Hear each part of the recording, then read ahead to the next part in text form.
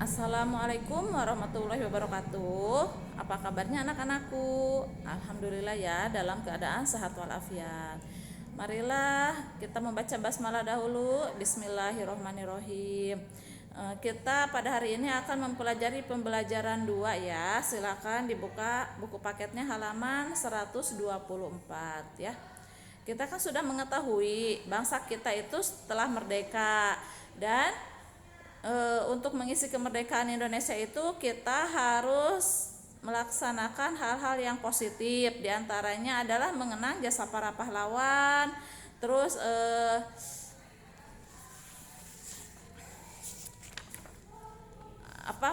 memahami dan mengamalkan sila-sila Pancasila dan menjaga kedaulatan negara Republik Indonesia ya. Itulah salah satu contoh untuk mengisi kemerdekaan Indonesia. Nah, di sini ada lagi, selain memperingati hari kemerdekaan ya, selain tadi memahami dan mengamalkan sila-sila Pancasila ya, kita juga sebagai generasi penerus bangsa harus mengisi kemerdekaan dengan kegiatan positif dengan cara bekerja bersungguh-sungguh sesuai dengan profesinya masing-masing.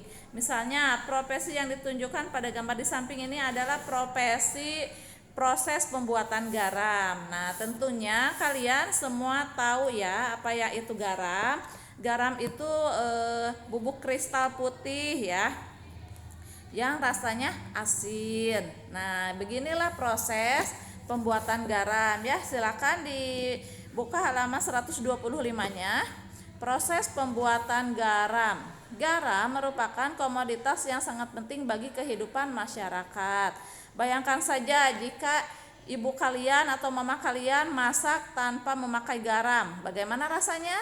Nah, makanya rasanya akan menjadi hambar ya, jadi kurang enak ya, kurang sedap ya.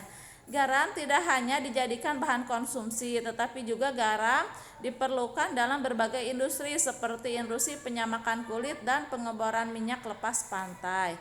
Proses pembuatan garam secara tradisional ada 2 jenis, yaitu dengan metode penguapan dengan sinar matahari di tambak dan dengan cara teknik perebusan atau garam rebus. Untuk proses pembuatan garam dengan penguapan sinar matahari, biasanya para petani garam membuat garam dengan metode petak-petakan. Jadi di pinggir pantai itu biasanya para petani membuat petakan-petakan kecil gitu ya, atau besar. Nanti setelah petakan itu dibuat, diisilah dengan air laut ya. Untuk mendapatkan hasil garam yang baik dengan kristal yang besar, petani garam biasanya secara langsung menguapkan air laut yang dialirkan pada petakan-petakan. Jadi air laut itu dimasukkanlah ke dalam petakan tadi yang sudah dibuat tadi ya. Setelah mengalirkan air laut pada tiap petakan, lalu air laut diuapkan dengan sinar matahari selama 7 hari.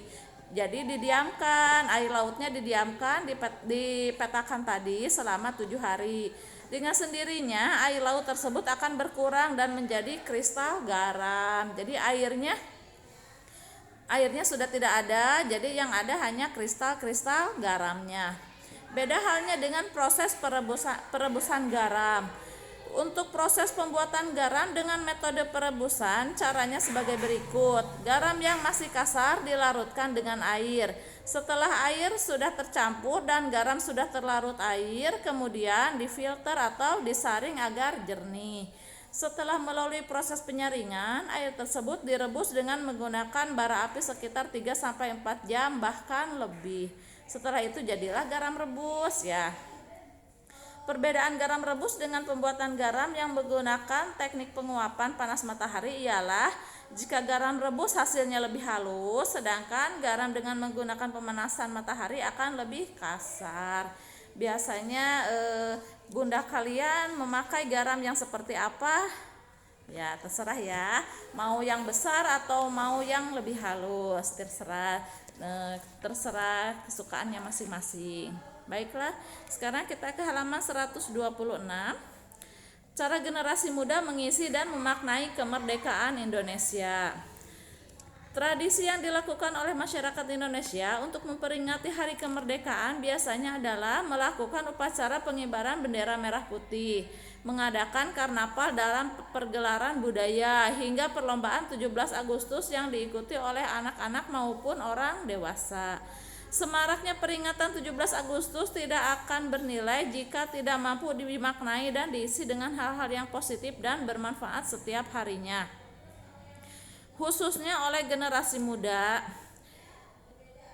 Itu semua dilakukan dalam rangka mempertahankan dan melanjutkan cita-cita perjuangan para pahlawan yang ingin menjadikan bangsa Indonesia menjadi negara yang maju dan bermartabat di mata dunia.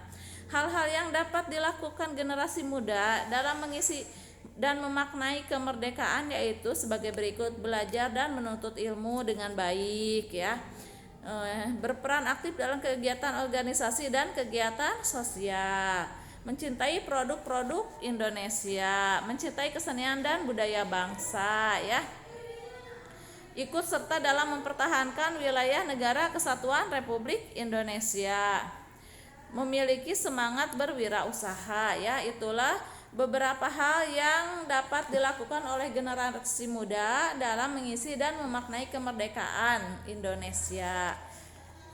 Nah, sekarang kita beralih ke halaman 129. Nih, salah satu cara mengisi kemerdekaan adalah dengan mencintai karya seni Nusantara. Tadi kan ada ya di ini hal-hal generasi muda untuk memaknai dan mencintai kemerdekaan, ya. Di sini ada nih, mencintai kesenian dan budaya bangsa. Salah satunya adalah dengan mencintai karya seni Nusantara, misalnya karya seni rupa. Berbagai daerah di Indonesia merupakan penghasil karya seni rupa. Tahukah kamu apa yang disebut dengan seni rupa? Seni rupa merupakan cabang dari seni yang membentuk kesenian lain. Hasil karya seni rupa merupakan suatu hal yang dapat dilihat oleh mata dan memiliki bentuk serta wujud yang nyata. Seni rupa dapat diartikan sebagai salah satu cabang seni yang hasil karyanya bisa dinikmati oleh masyarakat umum. Hasil karya seni rupa setiap daerah tidak sama. Setiap daerah memiliki ciri khas masing-masing. Benda-benda seni rupa yang dihasilkan di berbagai daerah diantaranya sebagai berikut. Yang A, kerajinan batik, ya. Kita terkenalnya dengan kerajinan batik, ya, salah satunya. Kerajinan batik adalah membatik kain dibuat dengan cara melukis menggunakan canting di atas kain dengan bahan lilin yang dipanaskan. Hasil proses membatik tersebut dinamakan dengan batik tulis. Daerah penghasil batik di Nusantara antara lain Jawa Tengah, Jawa Barat, dan Yogyakarta, ya. B, kerajinan ukir. Kerajinan ukir di Nusantara di antaranya adalah di daerah Jepara, Cirebon, Bali, Kalimantan, Papua, Madura, ya. Itu kerajinan ukir itu dibagi menjadi dua, kerajinan ukir logam dan kerajinan ukir di Nusantara antara lain berupa seni ukir kayu dan seni ukir logam. Berarti dibagi menjadi dua, ya, seni ukir logam dan seni ukir kayu. Daerah penghasil kerajinan seni ukir kayu diantaranya adalah Jepara, Cirebon, Bali, Kalimantan, Papua, Madura, dan Sumatera. Sedangkan untuk kerajinan ukir logam terbuat dari perak, misalnya tembaga, emas, dan kuningan. Daerah penghasilnya adalah Jawa Tengah dan Yogyakarta. Yang C-nya kerajinan anyaman. Anyaman banyak kita jumpai baik berupa benda pakai maupun benda hias. Anyaman dibuat dari bahan alami dan bahan sintetis. Bahan-bahan alami yang digunakan antara lain bambu, rotan, daun mendong, dan janur. Daerah penghasil kerajinan anyaman antara lain adalah Bali, Kudus, Kedut, Tasikmalaya, dan Tangerang. Yang D, kerajinan topeng. Topeng merupakan hasil karya seni kerajinan yang bisa digunakan untuk keperluan perlengkapan tari dan hiasan. Kerajinan topeng umumnya dibuat dari bahan kayu, tetapi ada juga yang dari kertas, ya. Daerah penghasil kerajinan topeng di Indonesia antara lain Yogyakarta, Cirebon, Bali, Surakarta, dan Bandung. Kerajinan tenun. Tenun merupakan hasil kerajinan tradisional yang dibuat dengan teknik dan alat khusus. Kerajinan tenun banyak terdapat di Kalimantan, Minangkabau, Sumatera Utara, Nusa Tenggara Timur, Nusa Tenggara Barat, Lampung, Flores, Sulawesi, dan Palembang. Motifnya pun berlainan di setiap daerah. Ada dua jenis tenun, yaitu tenun ikat dan tenun songket. Keduanya berbeda dalam teknik dan bahan yang digunakan. Berbeda dengan tenun ikat, pada tenun songket terdapat tambahan benang emas yang diletakkan dengan teknik tusuk dan cukit. Yang F, kerajinan wayang. Wayang merupakan budaya asli Nusantara, Indonesia, yang ceritanya berasal dari budaya Hindu-India. Wayang dibuat untuk seni pertunjukan sekaligus sebagai hiasan. Jenis wayang terdiri atas wayang kulit yang terbuat dari kulit kerbau dan wayang golek yang terbuat dari kayu. Daerah penghasil kerajinan wayang diantaranya Bali, Yogyakarta, dan Surakarta. Yang G, kerajinan keramik. Keramik merupakan hasil karya seni kerajinan yang berbahan dasar dari tanah liat ya khususnya.